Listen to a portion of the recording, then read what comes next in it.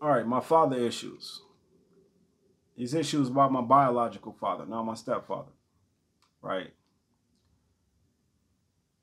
Me and my father,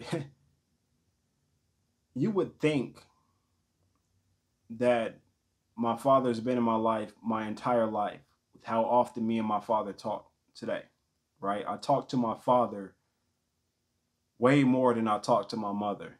It's not even close, right? And I know people who know me, like know me coming up, like that's a surprise to them, right? First of all, I was born on the East Coast. I was born in Newark, New Jersey. I've been in Las Vegas, Nevada since I was 2 years old. My father, like other people's fathers and other people's mothers of the 80s, got hooked on the drugs, got hooked on that crack cocaine.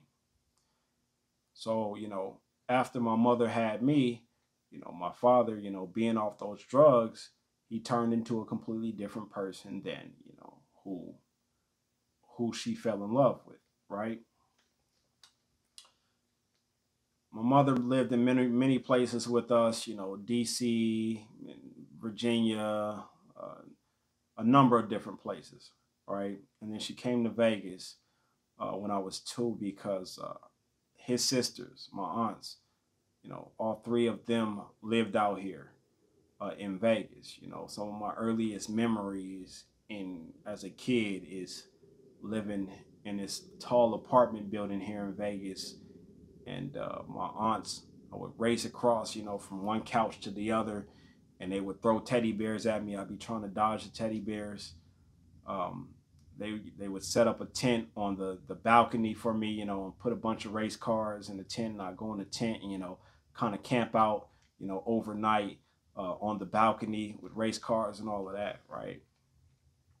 Anyhow, man, just thinking about that move brought back those fond memories, right?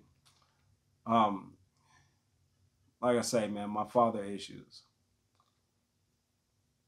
One thing that I respect my father for, he has never, you know, claimed not to be my father. He's never claimed not to be my older brother's father, right? We would always get calls from him, out the blue on just any given day, um, you know, trying to see how we were doing. Like I didn't get a lot from him coming up, you know. I got something on my fourth birthday. He bought me this train. We're talking fucking 89 at this point. So, he brought me this train. He brought me this bowling ball, bowling pin set or whatever. I remember that birthday because that's the birthday that I got something from my father, right? But like I say, he always tried to reach out, speak to us and, let us know that he was still alive and let us know that, he was still thinking about us, right? I never had no situation where I didn't know who my father was. My father made sure that I knew he existed, right? He was just going off situation, going off the drugs, right? And when I was talking to him about, my mother issues a couple months ago, he stopped me in the middle of that shit, because I was telling him like I don't explain. I was telling my father like I didn't understand how my mother left him and moved all the way across country, you know, away from him, but she couldn't move. Damn, she couldn't even move across the city to get away from her, my stepdad, get away from her husband. Um, but he stopped me in the middle of the sentence and said, "No, your mother did what she had to do. I was fucked up. I'm so thankful that your mother took y'all away from me at that time because I was fucked up, you know." And so, when he said that, that kind of took a little weight off my shoulders, as it pertained to how I felt about my mother. This was before me and my mother had that conversation a week ago. Um, and so the respect for my father is still there, obviously, because we talk all the time. In fact, I got to text him back. He text yesterday, sending money for my daughter's birthday. Um, so I got to text him back. My biggest issue with my father, something I will never forgive him for. You know, we can move forward, but you know, I can't forgive him for this. The issue that I have with my father is that I have been in Las Vegas, Nevada since 1987. Me and my older brother, Supreme.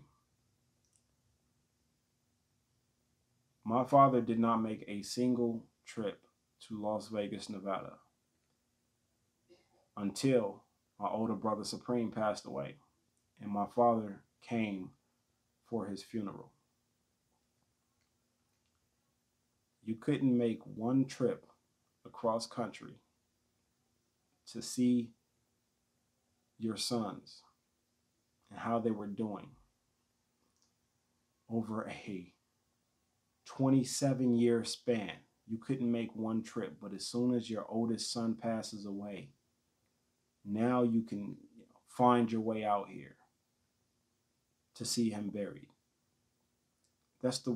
I can't forgive him for anything else. Like, a lot of the things I used to hold against him as a kid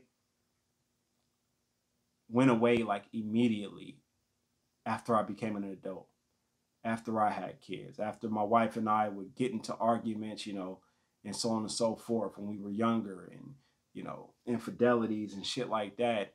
And it made it clear for me at that moment how easy it is, or, I don't even say how easy it is to break up, with the person you have a child with. It made it clear for me how hard it is to stay together as a couple, with people, to stay together as a family. It made it clear to me how hard it is to stay together as a couple, as a family. And obviously, it's going to be extremely harder if there's drugs involved, right? But 27 years, bro, 27 years, and you couldn't go from Newark, New Jersey to Las Vegas, Nevada one fucking time. Mind you, my brother got on the Greyhound, went to Newark, New Jersey for the summer. The next year, I got on a Greyhound, went to Newark, New Jersey for the summer. I don't know if y'all know, that's like a 3-day fucking trip each way. Each fucking way. I was 16 when I went on that 3-day trip, cross country on a Greyhound to Newark, New Jersey. Got lost in New York City.